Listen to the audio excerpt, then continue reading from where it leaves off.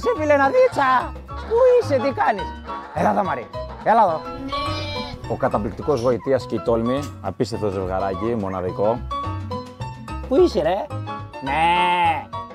Αυτός είναι ο Αλέξανδρος και αυτή είναι η Γιώτα.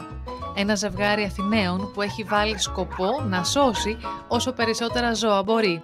Αυτή είναι η Παρδάλη και αυτή είναι η Κοκό.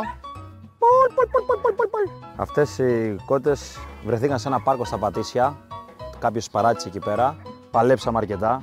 2 μέρες για να μπορέσουμε να τις πιάσουμε, ήταν αρκετά δύσκολο. Και εν τέλει καταλήξαν εδώ για να ζήσουν όμορφα.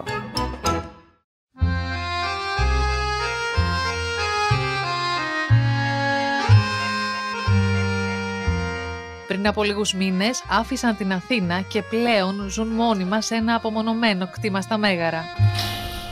Είναι απίστευτο το τοπίο, η φύση, η ενέργεια, η ήχη, η ηρεμία που σου προσφέρει και η γαλήνη είναι μοναδική. Δηλαδή, εγώ πλέον δεν την αλλάζω με τίποτα. Η αγάπη για τα ζώα μας οδήγησε εδώ πέρα και για να σώσουμε όσο περισσότερα ζώα μπορούμε. Αναγκαζόμασταν και βγαίναμε σε ένα πάρκο 4 ώρα το πρωί, μόνο και μόνο για να πετάξουμε ένα μπαλάκι, να χαρούν τα σκυλιά. Και ψάχναμε έναν χώρο για να παίζουν κατά κύριο λόγο τα σκυλιά. Στόχος μας είναι να κάνουμε μια ανοιχτή φάρμα, ώστε να έρχεται και ο κόσμος να μας επισκέπτεται.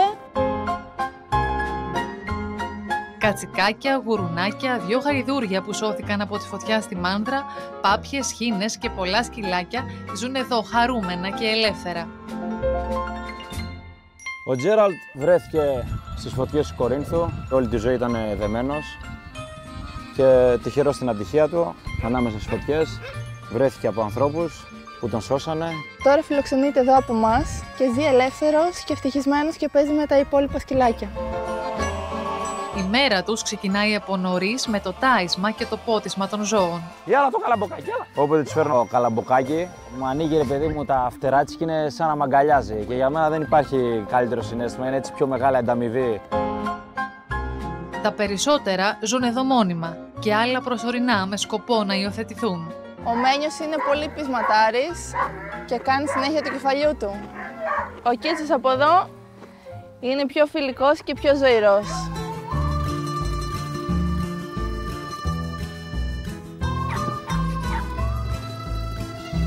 Ήρεμοι και χαμογελαστοί, μακριά από τη βουή της πόλης, απολαμβάνουν το δικό τους όνειρο. Το όνειρό μου ήταν πραγματικά να έχω ένα σπίτι στη φύση, με έναν άνθρωπο που αγαπάω, με τα σκυλάκια μου, τα 5 πινσεράκια που ξεκίνησα, που είναι η οικογένειά μου. Και μέσα από όλα αυτά πληθύνονται τα ζώα και όσο πληθύνονται τα ζώα, πληθύνει και η χαρά μέσα μου και η αγάπη και πραγματικά δεν μου λείπει τίποτα στον κόσμο. Νιώθω ονειρικά.